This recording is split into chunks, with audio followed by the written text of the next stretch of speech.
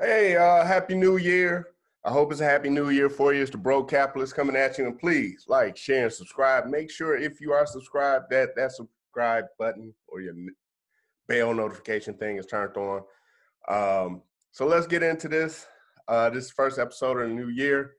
And I think I may end up scaring the hell out of you right quick. So I want to share something that was shared with me. It's a brief little video about what was going on at the Capitol yesterday. Here we go.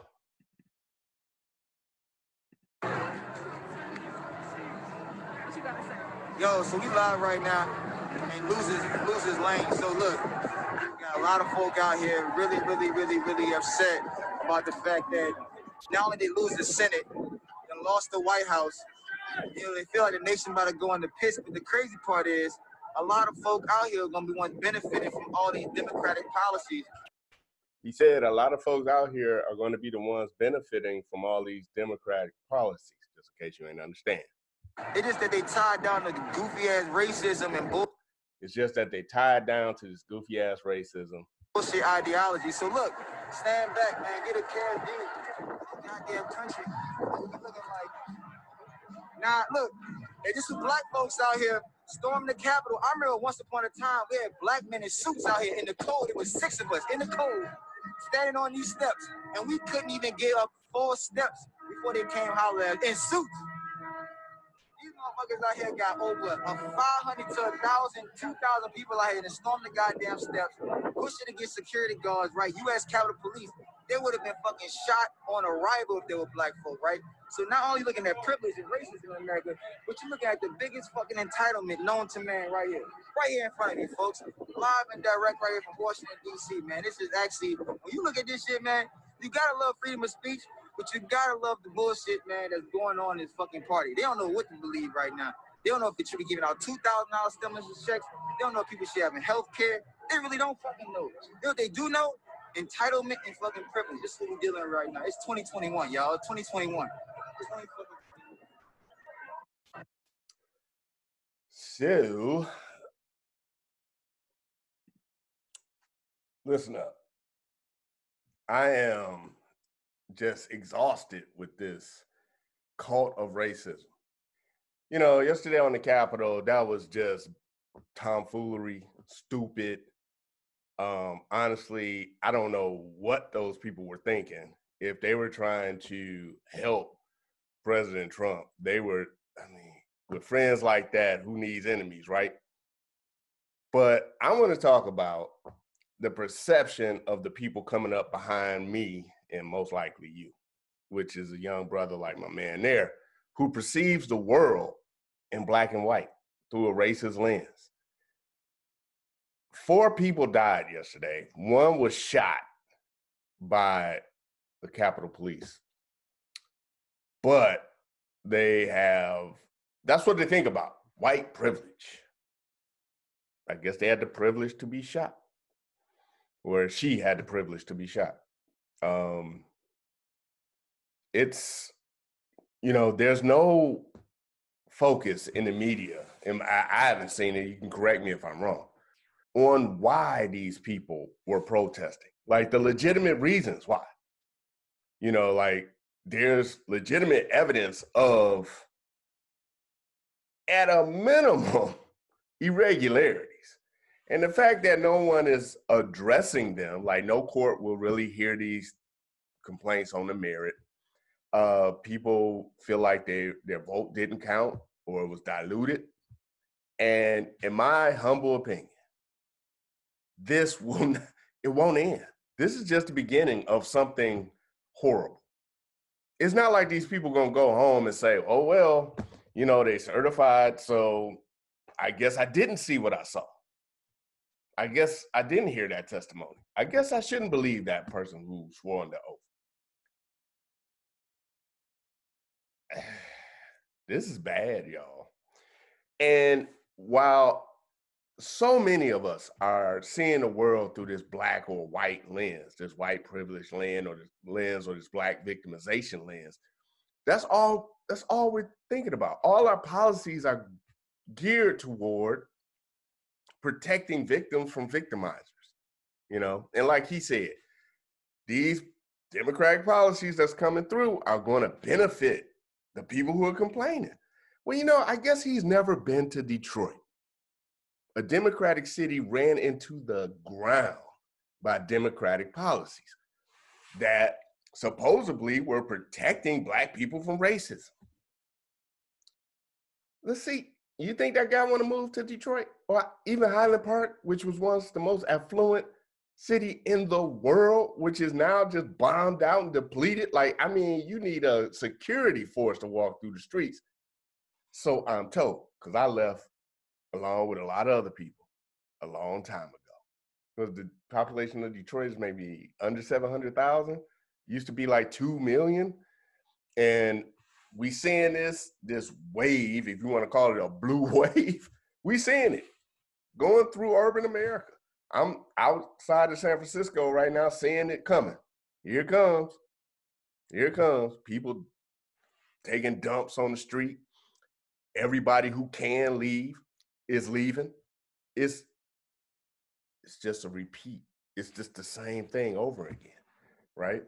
So as I'm complaining about seeing the world through a black and white lens, I'll suggest what we should all be focusing on. And that is, I don't care who you are. I don't care if you are listening to me at a Klan meeting or if you just left, Nation of Islam meeting or service. What we all should be paying attention to is this right here, your money supply. There it is.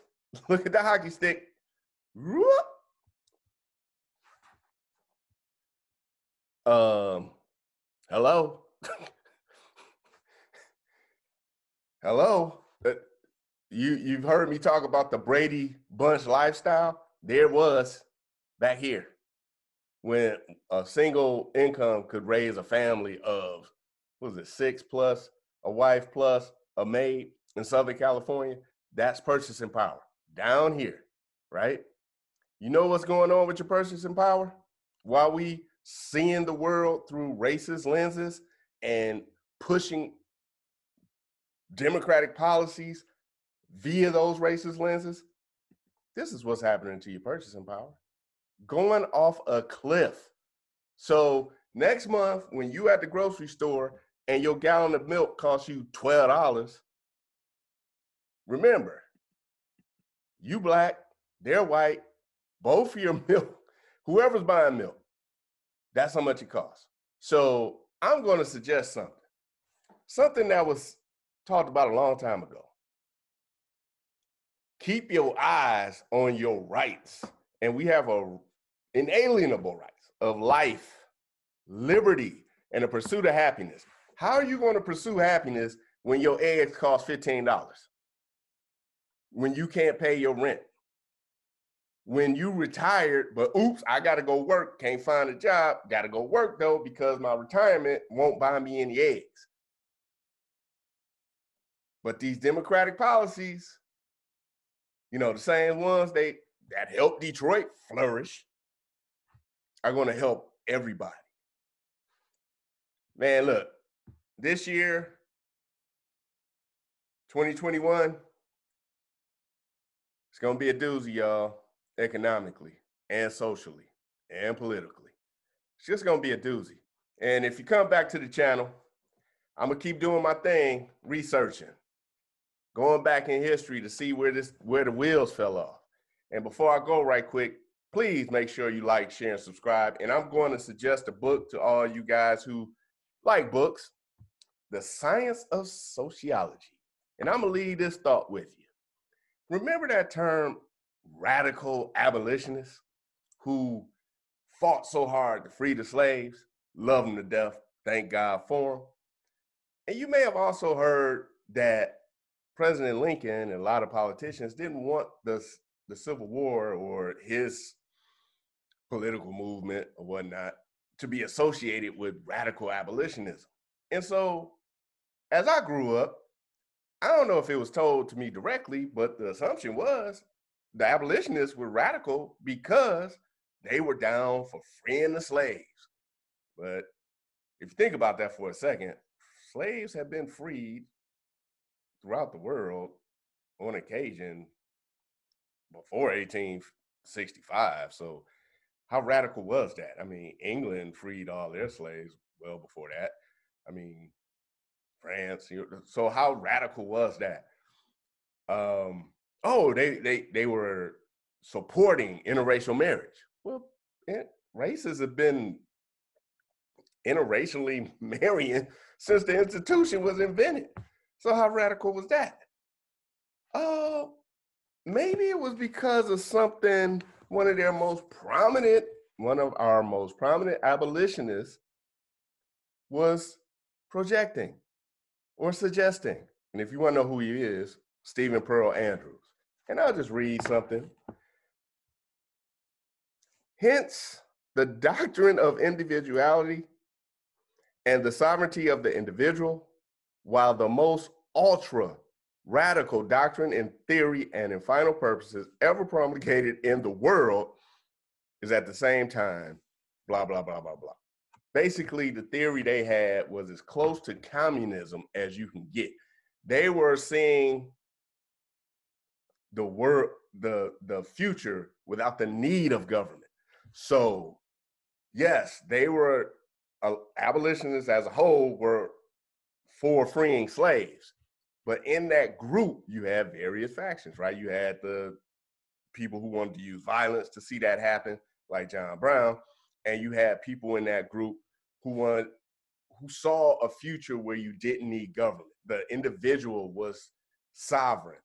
You don't need a government to tell you that it's illegal to marry someone of a different race. You don't need a government to enforce laws that hold other people into slavery. This was a part of the abolitionist movement. Guess what? That's not a part of the narrative. And that's why this is most likely the first time you've ever heard this. And with that, if you want to hear more like this, stay tuned, come back, like, share, and subscribe. And I believe tomorrow I will be doing an episode with my man Rodrigo from the Coop Media. And we're going to be talking about things like has socialism destroyed the Black community? Anyway, stay tuned, y'all. Thanks for being with me. Like, share, and subscribe. Peace. I'm out.